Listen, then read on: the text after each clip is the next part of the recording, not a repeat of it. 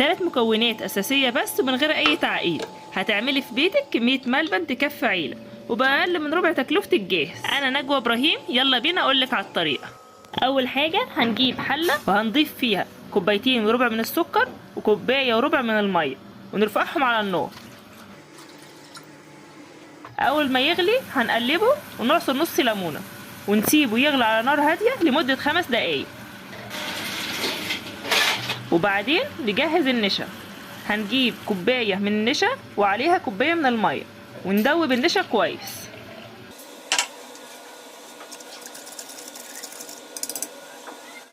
وبعدين ننزل بالنشا بالتدريج واحدة بواحدة ونقلب لحد ما نخلص الكمية كلها، وهنا النار بتبقى وسط.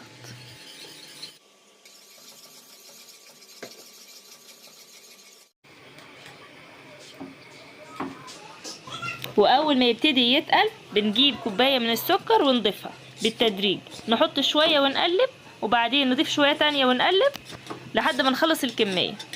بعد ما نخلص السكر بنسيبه على النار تقريبا لمدة من 30 ل 35 دقيقة، وهنا النار بتبقى هادية ونفضل نقلب فيه بشكل متواصل كل شوية نقلبه. وبعد كده بنجهز الصينية تكون فيها دهنة زيت، وبعدين ننزل بالملبن الجميل بتاعنا.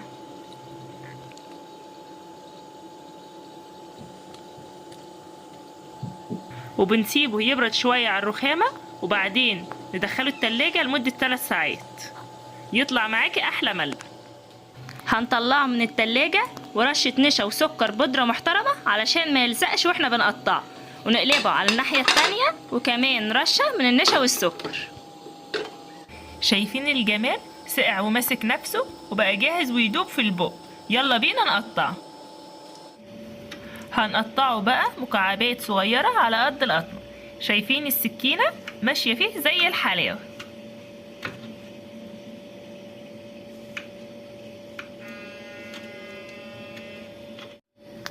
شايفين الجمال؟ مكعبات ملبن سادة زي القشطة ودايبة في السكر البودرة، أنضف وأضمن من الجاهز مليون مرة.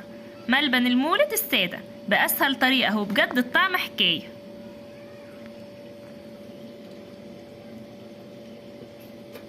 جربوه وقولوا رأيكم في الكومنتات، وما تنسوش لايك وشير مع كل حبايبكم. وكل سنة وانتم طيبين وبخير وسلامة. معاكم أكلة وفكر.